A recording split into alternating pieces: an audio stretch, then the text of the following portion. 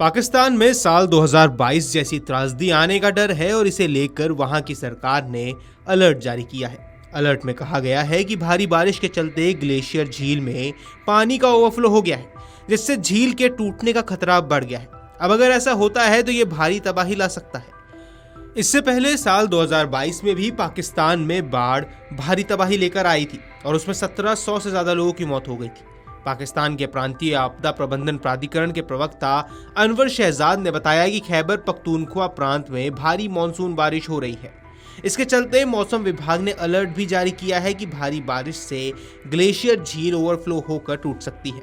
इससे पहले की महीने की शुरुआत में अधिकारियों ने चेतावनी दी थी कि लगातार उच्च तापमान के कारण पहाड़ों पर ग्लेशियर पिघलने की रफ्तार तेज हो गई है। पाकिस्तानी अधिकारियों के अनुसार जलवायु परिवर्तन के चलते न सिर्फ ग्लेशियर पिघल रहे हैं बल्कि लोगों के घरों, बुनियादी ढांचों, कृषि और उद्योगों को भी नुकसान पहुंच रहा है।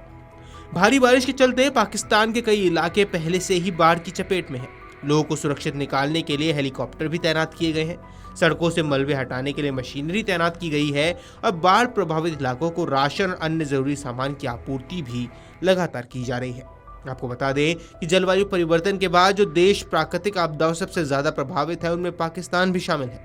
इस साल सितंबर तक ही पाकिस्तान में 260 लोगों की मौत प्राकृतिक आपदाओं के चलते हो चुकी है। साल 2022 की बाढ़ में 1700 लोगों की मौत के अलावा 3 करोड़ से ज्यादा लोग विस्थापित भी हुए। पाकिस्तान के उत्तर पश्चिमी हिस्से में हिमनत से बाढ़ की चेतावनी भी जारी की गई और आने वाले हफ्ते में भारी बारिश का पूर्वानुमान है।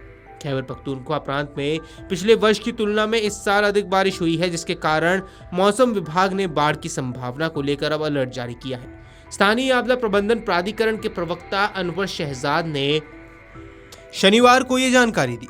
आपदा प्रबंधन प्राधिकरण ने जुलाई के मध्य में एक पत्र में कहा था कि लगातार उच्च तापमान के कारण बर्फ और ग्लेशियरों का पिघलना तेज हो सकता है, जिससे क्षेत्र में मौसम संबंधी आपदाएं भी हो सकती हैं।